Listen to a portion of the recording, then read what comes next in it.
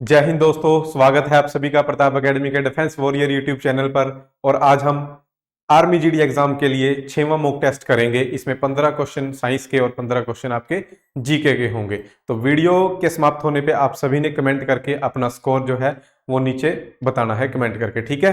तो फटाफट शुरू करते हैं। और अगर आप चैनल पे नए हैं तो चैनल को सब्सक्राइब जरूर करें ऐसे मॉक टेस्ट देने के लिए। और बाकी कंसेप्ट वाइज भी साइंस की क्लास मैं कल से स्टार्ट करता हूं, ठीक है। कल से आपको कंसेप्ट वाइज साइंस की पूरी क्लास और मैथ की पूरी क्लास मिलनी शुरू हो जाएगी चैनल पे, ठीक है। तो हम फटाफट स्टार्ट करते हैं। पहला प्रश्न आपका क्या है, भारत में राष्ट्रीय आय का आंकलन सबसे पहले किसने किया था?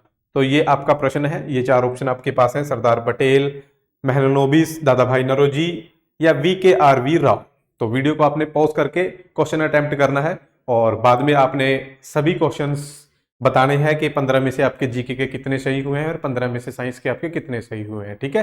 तो इसका राइट आंसर क्या है? इसका राइट आंसर है सी, दादा भाई नारोजी, ठीक है। राइट आंसर इसका सी है, दादा भाई नारोजी। और दादा भाई नारोजी को grand old man of India भी कहा जाता है, ये भी आपने याद रखना है, grand old man of India कहा जाता है, ठीक है, याद रखना है। दादा भाई नारोजी ने राष्ट्र गोफ्तर नाम का एक समाचार पत्र भी शुरू कर रखा था, वो भी आप याद रख सकते हो। और दादा भाई नारोजी पारसी थे। और ये भी आपने याद रखना है कि दादा भाई नौरोजी पहले पारसी व्यक्ति थे जो कांग्रेस के प्रेसिडेंट बने, ठीक है, ये आपने याद रखना है। इसके अलावा आप ये भी एक क्वेश्चन याद रख सकते हो कि ब्रिटेन की संसद का हिस्सा बनने वाले पहले व्यक्ति कौन थे? तो दादा भाई नारोजी थे, ठीक है। दादा भाई नारोजी से संबंधित ये प्रश्न आप याद रख सकते हो। नेक्स्ट, WTO का मुख्यालय कहां है? तो WTO का मुख्यालय आपने बताना है, ये आपको मिलेगा बी, जनेवा में, ठीक है। और जनेवा कहां पे है? स्विट्जरलैंड में है। जनेवा कहां पे है? स्विट्जरलैंड में है, ये इसका राइट आंसर है, ये आपने याद रखना है। और न्यूयॉर्क कहां पे है? न्यूयॉर्क अमेरिका में है, ये भी आप याद रख सकते हो। उरुग्वे एक अलग ही कंट्री है, उरुग्वे, ये आपको साउथ अमेरिका में मिलेगी, ठीक है। दोहा, दोहा कतर की राजधानी है। दोहा कहां की राजधानी है? कतर की राजधानी है दोहा, ठीक है। और आपके लिए में एक प्रश्न और है, आपके लिए एक प्रश्न है, WTO का या WTO की फुल फॉर्म क्या है? क्या मतलब है WTO का, ठीक है, कमेंट करके बताना है। नेक्स्ट देखिए, भारत में सबसे ऊंचा जलप्रपात, यहां पे प्रताप लिख दिया, ठीक है, जलप्रपात आएगा, ठीक है, यानी झरना, वाटरफॉल, झरना, ठीक है, कौन सा है? तो ये चार ऑप्शन आपके पास हैं। और इसका राइट आंसर क्या है? देखो, पहले ये क्वेश्चन मैं पहले भी करवा चुका हूं, ठीक है। अगर ऑप्शन में कुंचिकल जलप्रपात आपको मिले, ऑप्शन में आपको कुंचिकल मिले, कुंचिकल जलप्रपात, तो राइट आंसर कुंचिकल ही होगा। और अगर ऑप्शन में कुंचिकल ना मिले तो राइट आंसर होता है जोग, या जोग को हम बोल देते हैं गैरो तोपा, या फिर हम इसको बोल देते हैं महात्मा गांधी वाटरफॉल, ठीक है। तो ये पॉइंट भी आप याद रखना है, दोनों वाटरफॉल आपको कर्नाटक में मिलेंगे, ये भी कर्नाटक में मिलेगा और ये भी कर्नाटक में मिलेगा, ओके। अगर ऑप्शन में कुंचिकल है तो कुंचिकल ही राइट होगा। बुक्स वगैरह में जोग दे रखा है, बुक्स वगैरह में गलत है, ल्यूसेंट में भी जोग दे रखा है, वो गलत है। अगर ऑप्शन में कुंचिकल है तो राइट आंसर कुंचिकल होगा, ठीक है, टेंशन मत लो। SSC GD और SSC CGL में कुंचिकल ऑप्शन में आया हुआ था और राइट आंसर कुंचिकल ही किया था। जिन बच्चों ने जोग को टिक किया था उनका आंसर गलत माना गया था, ठीक है। नेक्स्ट, निम्नलिखित में से किसको दीनबंधु कहा जाता है? दीनबंधु आपने बताना है, ये चार ऑप्शन आपके पास है। तो दीनबंधु, राइट आंसर इसका क्या है? CF Andrews.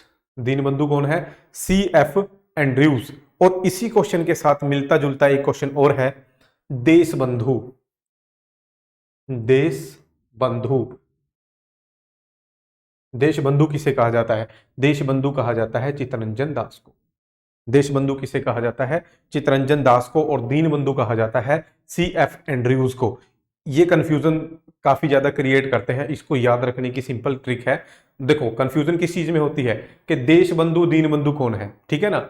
दीनबंधु और देशबंधु ये दो ऑप्शन है, इसमें से आपको सिंपल याद रखना है। देखो, ये नाम अंग्रेजी है CF एंड्रयूज, और ये अपना देसी नाम है। कैसा नाम है? देसी, चितरंजन दास देसी नाम है, ठीक है ना। तो देसी से आप देश याद रख सकते हो।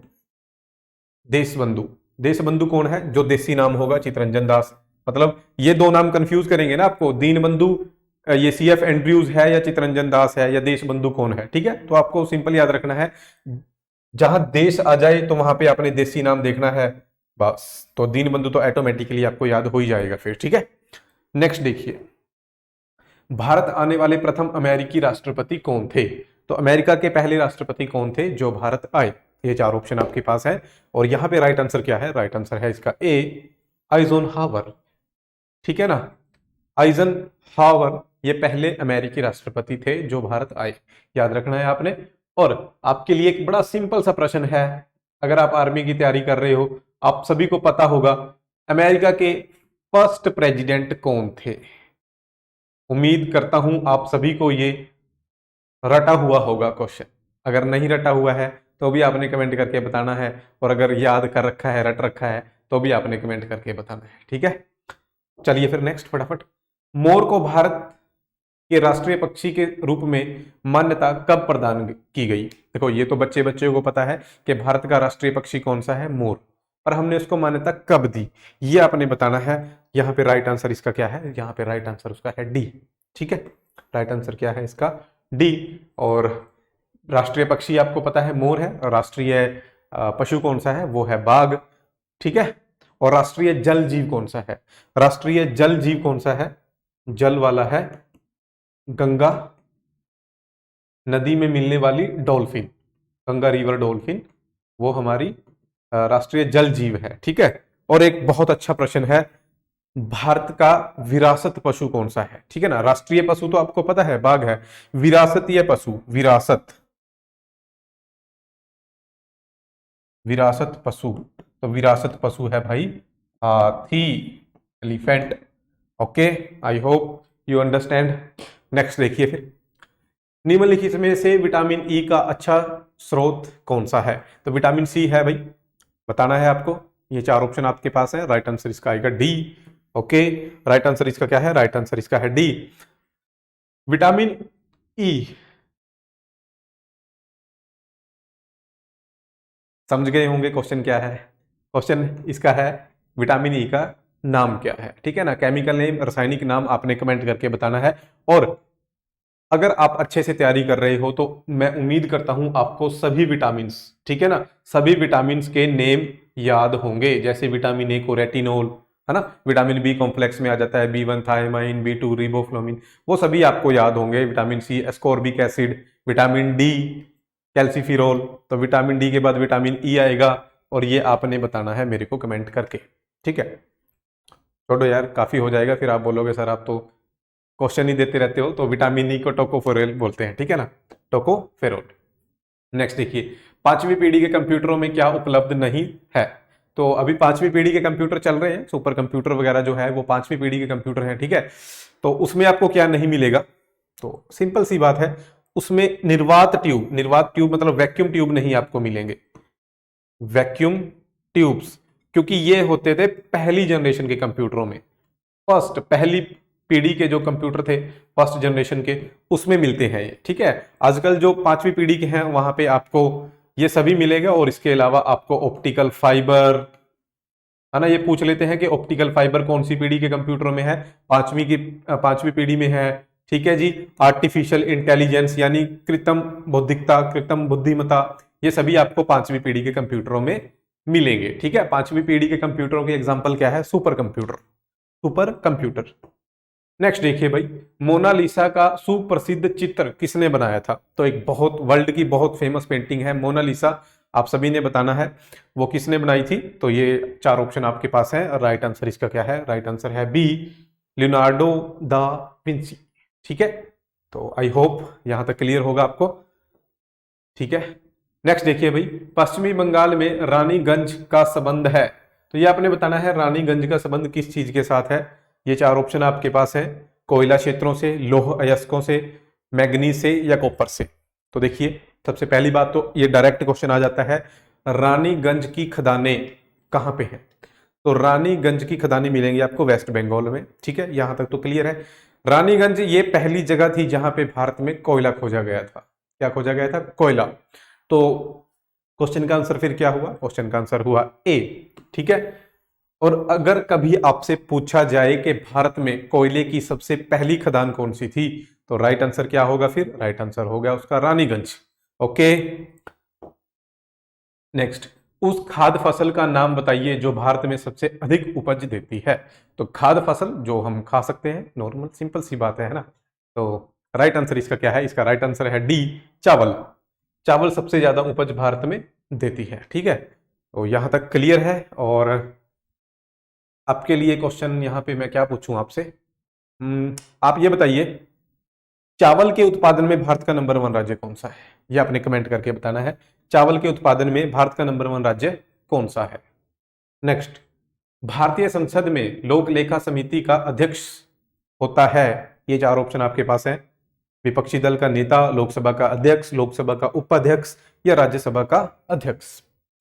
राइट आंसर इसका क्या है? इसका राइट आंसर है ए, विपक्षी दल का नेता।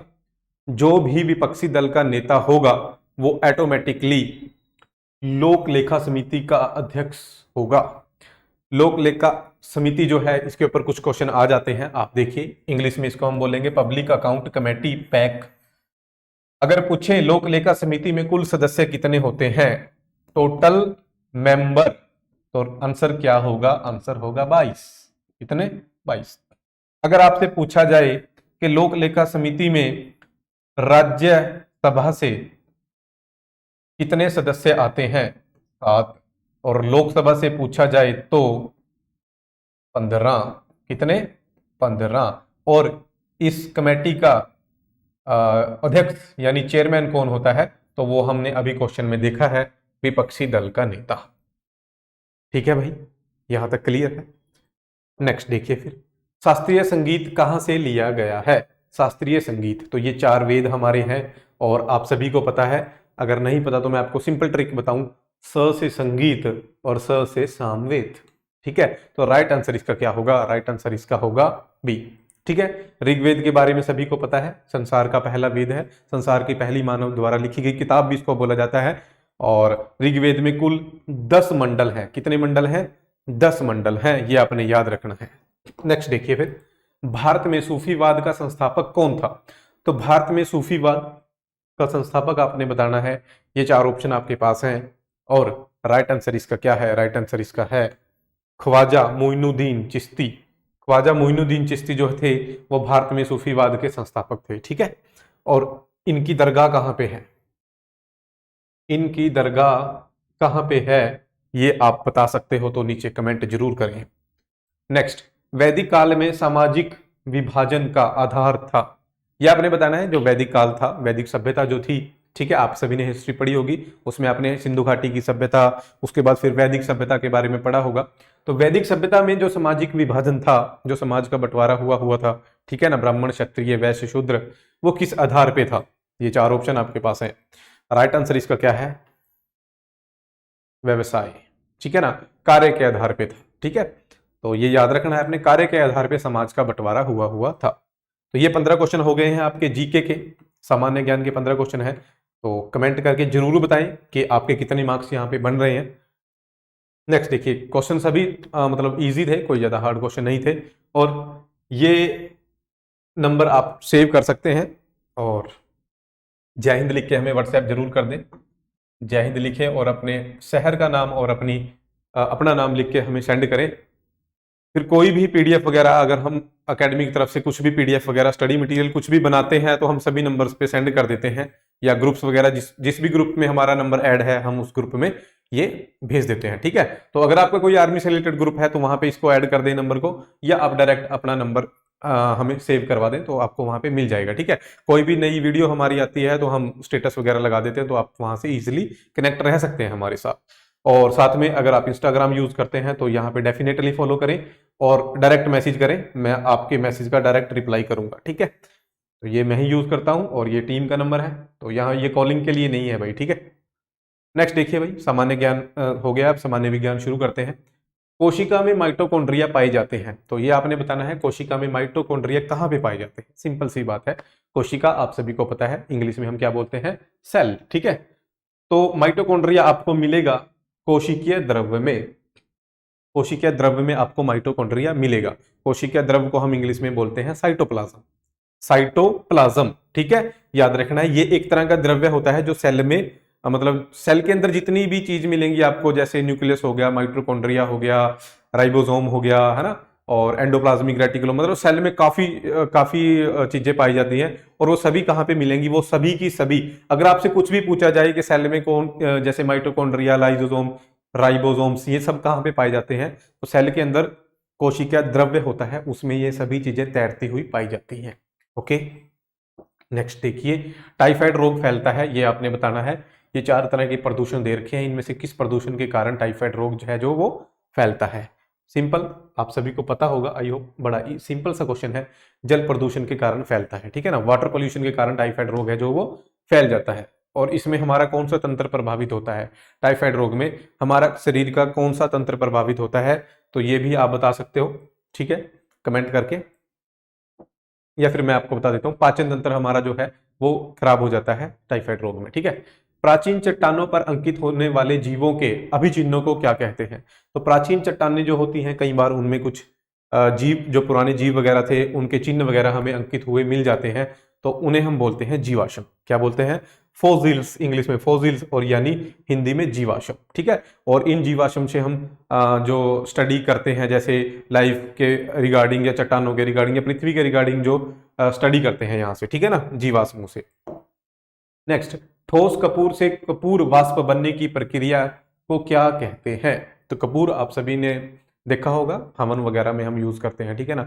कपूर, जब वो कपूर को हम जैसे जलाएंगे, ठीक है ना, तो वो ठोस होता है पहले, तो जैसे हम उसको जलाते हैं वो सारा का सारा क्या हो जाता है, वाष्प में तब्दील हो जाता है। आपने कभी कपूर की राख वगैरह नहीं देखी होगी, जलने के बाद वो सारा का सारा क्या है, गायब हो जाता है, उसका क्या है, वेपराइजेशन हो जाता है। वही प्रक्रिया बतानी है आपने क्या है, यानी ठोस से वो सीधा क्या बन गया, गैस बन गया।